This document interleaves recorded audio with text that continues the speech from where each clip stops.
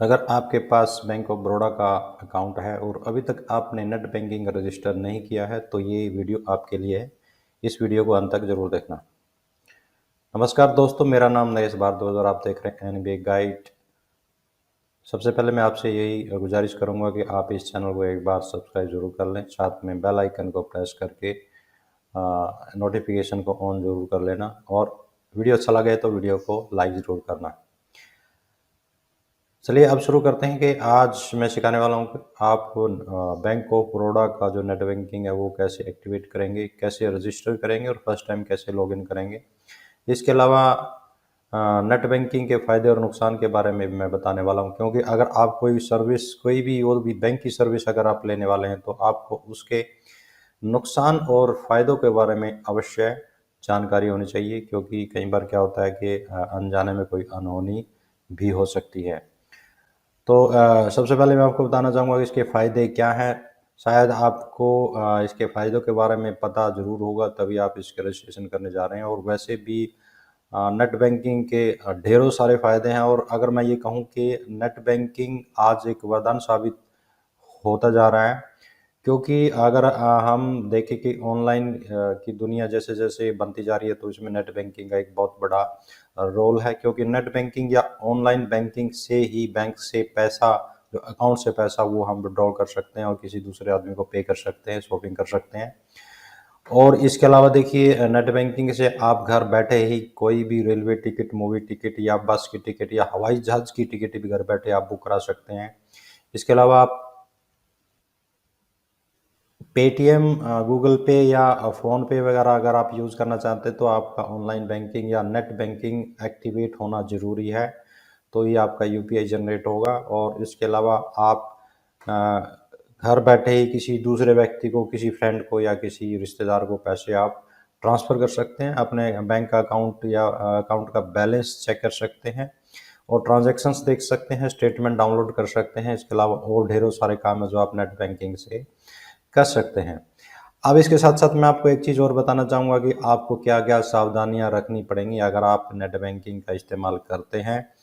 तो देखिए, सबसे पहले तो आप बैंक भी आपको हर बार मैसेज डालता रहता है कि आप कोई भी अपना आईडी या पासवर्ड किसी के साथ शेयर ना करें, या फिर अपना ओटीपी भी किसी के साथ शेयर ना करें, क्योंकि अगर आप ये चीज़ शेयर करेंगे तो आपके साथ फ्रॉड होने के चांसेस हो सकते हैं और हो सकता है आपके अकाउंट में सेंधमारी हो सके।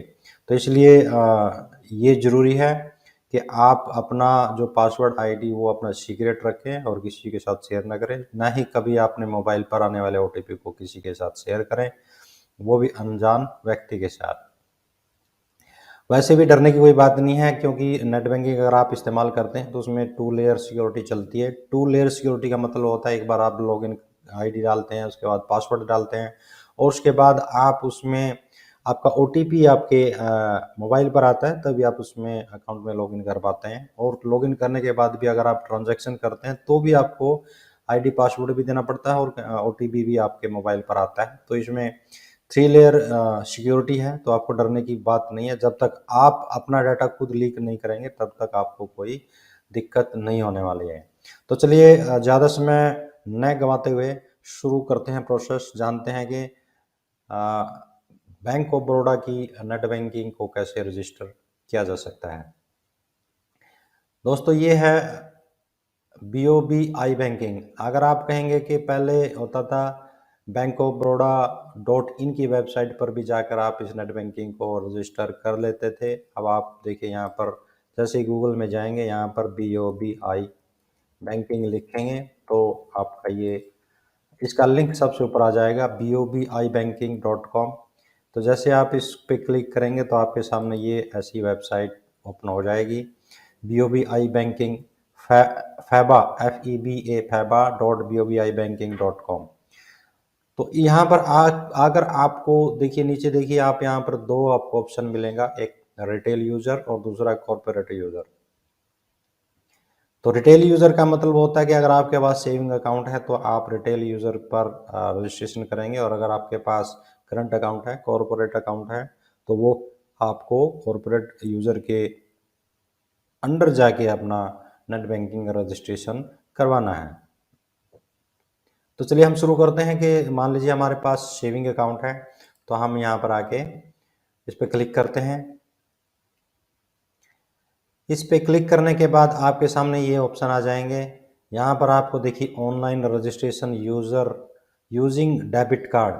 इससे पहले कि आप रजिस्ट्रेशन शुरू करें तो मैं आपको ये बताना चाहूँगा कि आपके पास क्या क्या वस्तु होनी चाहिए। एक तो आपके पास डेबिट कार्ड होना चाहिए, दूसरा आपका मोबाइल रजिस्टर्ड होना चाहिए, और तीसरा आपके पास ईमेल आईडी भी रजिस्टर्ड होनी चाहिए। अगर आप बिना डेबिट कार्ड के इसको रजिस्टर करना चाहेंगे तो आपके पास आपकी ईमेल आईडी रजिस्टर्ड होनी। तो फ्रेंड्स, आपको सबसे पहले रजिस्टर करने के लिए यहाँ पर online registration using debit card पर क्लिक करना पड़ेगा। यहाँ पर क्लिक करने के बाद आपके सामने ऐसा इंटरफेस, देखिए ये थोड़ा हाँ टाइम ले रहा है, थोड़ा इंटरनेट स्लो है। तो मैं आप ये बात कहने वाला था कि आप जब तक किसी को अपना आईडी पासवर्ड शेयर नहीं करेंगे तब तक आपका अकाउंट सुरक्षित है, तब तक आपके अकाउंट में कोई नुकसान नहीं कर सकता। लेकिन जब आप मान लीजिए किसी अनजान व्यक्ति के साथ अपना डिटेल शेयर करेंगे तो आपको नुकसान हो सकता है।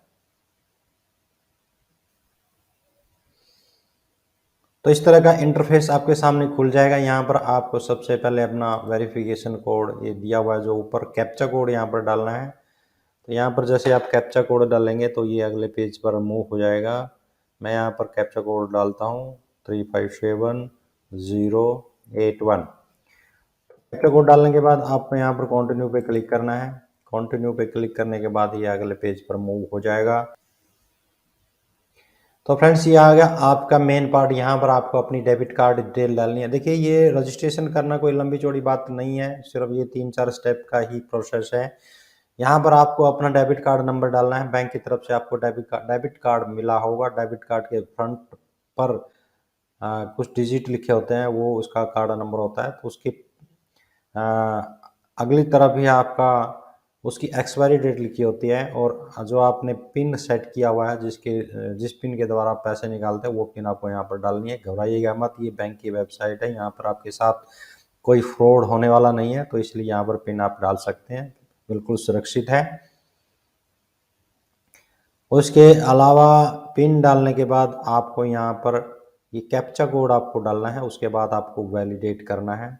तो ये सारी चीज़ें आपको इस्तेमाल करनी है। यहाँ पर जो पिन डालोगे या फिर जो भी है वो यहाँ पर ये इसका वर्चुअल जो होता है कीबोर्ड होता है, इसका वर्चुअल कीबोर्ड से आप डालेंगे। तो आप अगर किसी कैफ़े में या कहीं पर ऐसी जगह पर भी इस्तेमाल करते हैं तो वहाँ पर भी आपका सुरक्षित रहेगा, क्योंकि वहाँ पर आपको कीबोर्ड अगर यूज़ करते हैं, मान लीजिए किसी कैफ़े में यूज़ करते हैं या किसी दूसरे के लैपटॉप पर आप ये खोलते हैं नेट बैंकिंग, तो अगर वहाँ पर कीबोर्ड वगैरह यूज़ करते हैं तो कुकी होती है, कुकी में आपका वो पासवर्ड या लॉगिन आईडी वगैरह सेव हो सकती है। लेकिन अगर आप ये वर्चुअल कीबोर्ड यूज़ करते हैं तो उसमें आपका बिल्कुल सुरक्षित होता है ये अकाउंट, और इसमें आप बिल्कुल घबराइएगा नहीं, आपके साथ कोई ऐसी अकाउंट के साथ कोई छेड़खानी नहीं कर सकता। तो चलिए यहाँ पर डालिए, मैं भी डाल लेता हूँ, उसके बाद हम यहाँ पर वैलिडेट पर क्लिक करते हैं। तो यहाँ पर मैंने अपना डिटेल डाल दी, उसके बाद वैलिडेट पर क्लिक किया तो ये अगले पेज पर मूव हो रहा है। यहाँ पर देखिए ये 3 स्टेप में आपका ये प्रोसेस हो जाएगा नेट बैंकिंग। सबसे पहले आपको OTP डालना है, उसके बाद आपको यूज़र डिटेल आपको यहाँ पर क्रिएट करनी है, उसके बाद आपकी कंफर्मेशन डिटेल आ जाएगी आपकी जो नेट बैंकिंग रजिस्ट्रेशन की। तो यहाँ पर जैसे ही आपने यहाँ पर अपनी डेबिट कार्ड की डिटेल डाली है तो आपके मोबाइल पर एक OTP जनरेट होकर आपके मोबाइल पर आ चुका है, जो आपका रजिस्टर्ड मोबाइल नंबर है। तो यहाँ पर आप मोबाइल से अपना OTP देखेंगे और यहाँ पर आपको एक OTP डालना है। OTP डालने के बाद आपको कंटिन्यू पर क्लिक करना है। तो चलिए मैं अपना यहाँ पर OTP डाल रहा हूँ, और OTP डालने के बाद जैसे ही कंटिन्यू पर क्लिक करता हूँ तो यहाँ पर आपका ये नेक्स्ट पेज पर ये आ चुका है। यहाँ पर देखिए आपका यहाँ पर कुछ डिटेल है जो हाइड की हुई है। यहाँ पर आपका नेम आ चुका है, यहाँ एड्रेस आ चुका है, यहाँ यूज़र डिटेल होती है, यहाँ पर आपको रजिस्टर्ड मोबाइल नंबर यहाँ पर दिया हुआ है। उसके बाद आपको यहाँ पर यूज़र आईडी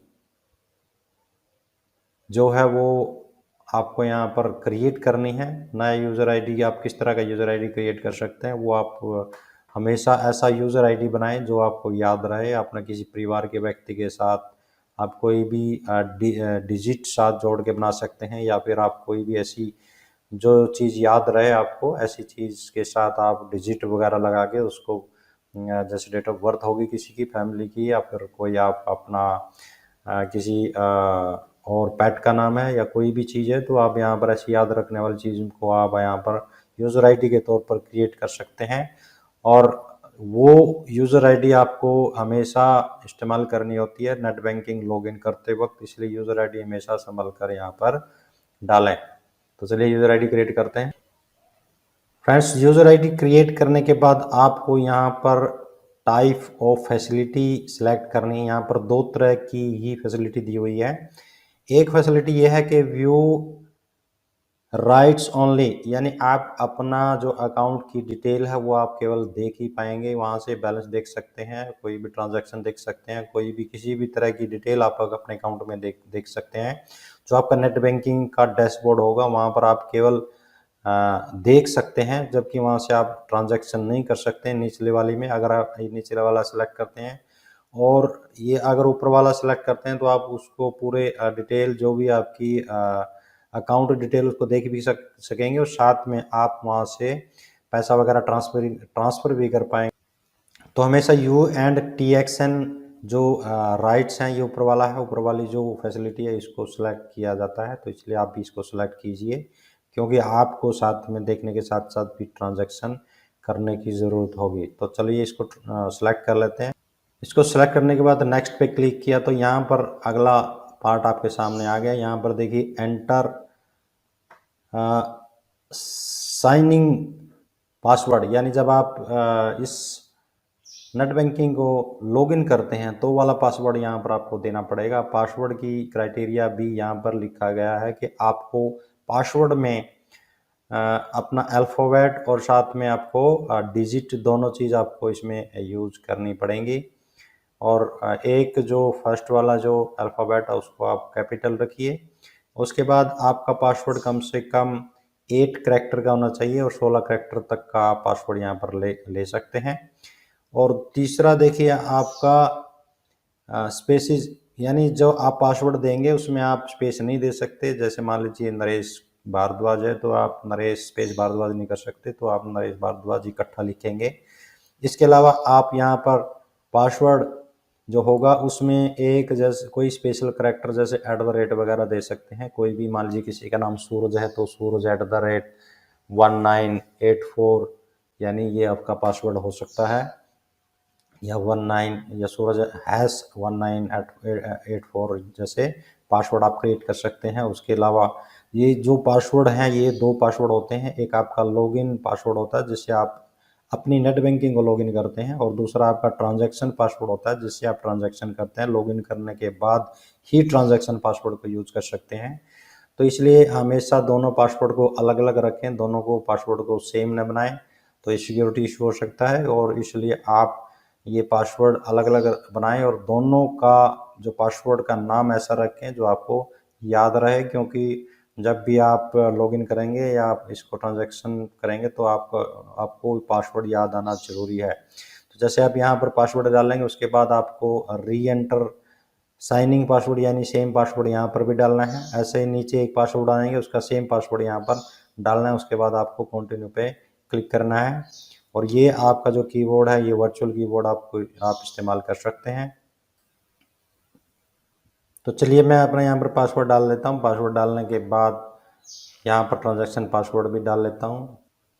ट्रांजैक्शन पासवर्ड को रिटाइप कर लेता हूँ, और रिटाइप करने के बाद कंटिन्यू पे क्लिक करता हूँ तो ये पासवर्ड आपका सेट हो गया है। अब आपके सामने नया इंटरफेस आएगा। यहाँ पर देखिए आपको ये user ID has been successfully created and password are set, यानी आपने जो पासवर्ड दिया था वो आपका सेट हो चुका है, और आपने जो यूज़र आईडी क्रिएट की है वो आपकी यूज़र आईडी बन चुकी है। अब आपको फर्स्ट टाइम लॉगिन करना होगा, और फर्स्ट टाइम लॉगिन करने के लिए आपको यहाँ पर गो टू लॉगिन पेज पर जाना होगा। ध्यान ये रखिए कि आपको एक बार यो लॉगिन करते वक्त कुछ इन्फॉर्मेशन देनी पड़ेगी जो बार बार नहीं देनी है। तो आपको एक बार फर्स्ट टाइम लॉगिन ज़रूर करना है, और लॉगिन करने के बाद कुछ ये इन्फॉर्मेशन मांगता है, सिक्योरिटी क्वेश्चंस वगैरह आपको यहाँ पर सेट करने होते हैं। तो एक बार इसको लॉगिन ज़रूर कर लें जैसे आप इसका पासवर्ड सेट करते हैं। तो चलिए इसको first time login go to login page पर क्लिक करते हैं। तो दोस्तों जैसे गो टू लॉगिन पेज पर क्लिक किया तो ये वाला इंटरफेस आ चुका है। ये जो शुरू में हमारे सामने आया था, जहाँ जब हमने ऑनलाइन रजिस्ट्रेशन वाला यहाँ से ऑप्शन यूज किया था, तो यहाँ पर जो आपने लॉगिन आईडी जो क्रिएट की है, यूज़र आईडी, तो आपको यहाँ पर डालनी है। उसके बाद यहाँ पर इंग्लिश ही रहने दें क्योंकि हिंदी में आप कंफ्यूज हो जाएंगे। उसके बाद यहाँ पर लॉगिन पर क्लिक करें। देखिए जैसे आप यहाँ पर अपनी यूज़र आईडी डालते हैं, यूज़र आईडी डालने के बाद नीचे कैप्चा कोड का ऑप्शन भी यहाँ पर आ जाता है।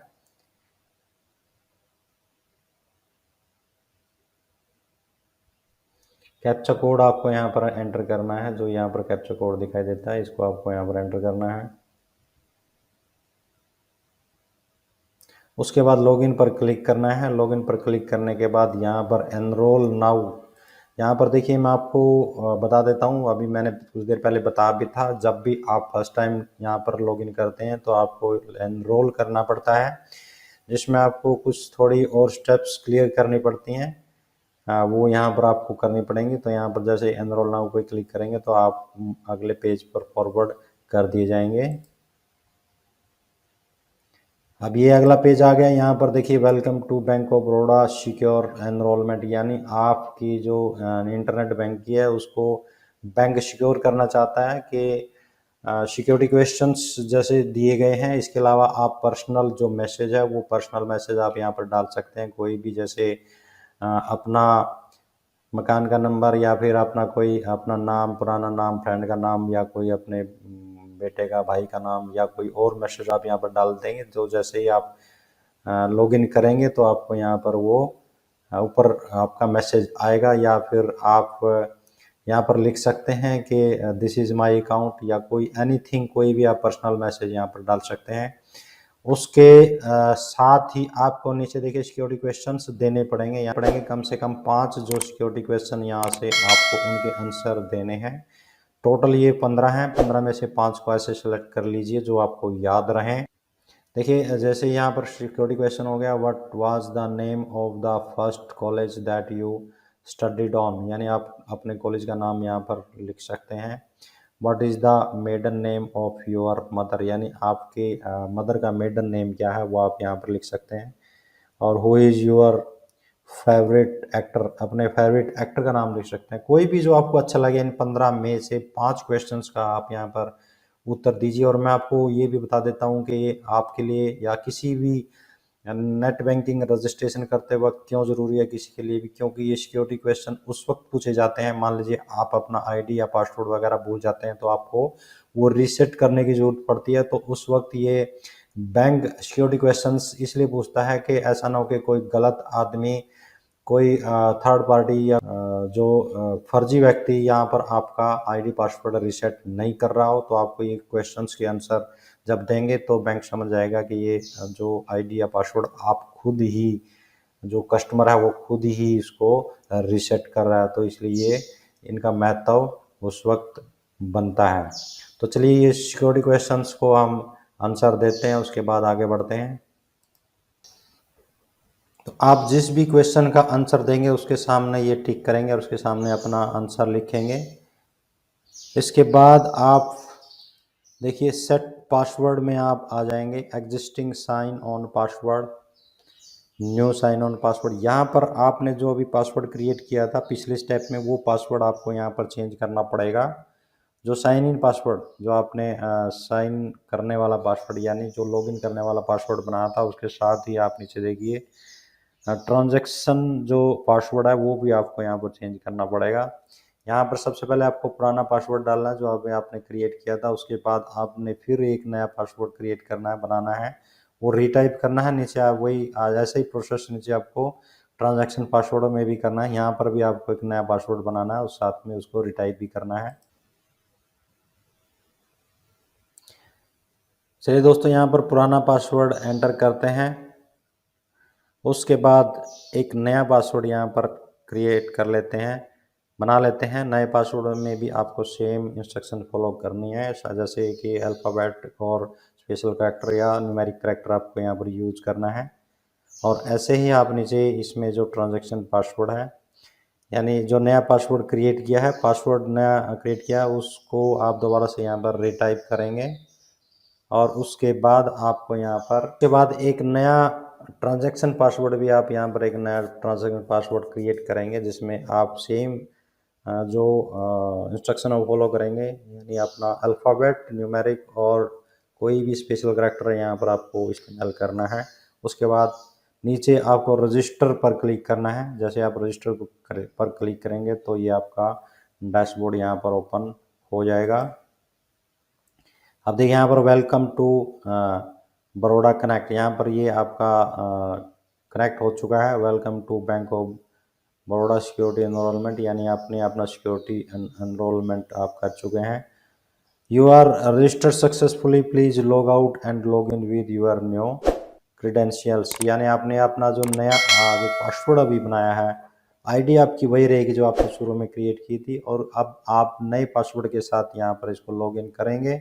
और उसके बाद अगर आप कोई ट्रांजैक्शन करना चाहते हैं वो भी आप नए पासवर्ड के साथ ही करेंगे। तो आपका जो बैंक ऑफ बड़ौदा का नेट बैंकिंग रजिस्ट्रेशन यहाँ पर कंप्लीट होता है।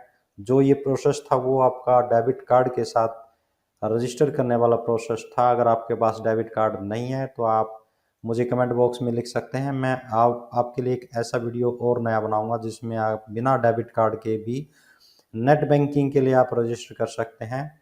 और जिसमें वो भी आप ऑनलाइन रजिस्टर कर सकते हैं, उसमें भी आपको बैंक में जाने की ज़रूरत नहीं होगी। तो अगर आपको ऐसे वीडियो की ज़रूरत है तो उन्हें मुझे कमेंट बॉक्स में ज़रूर लिखें।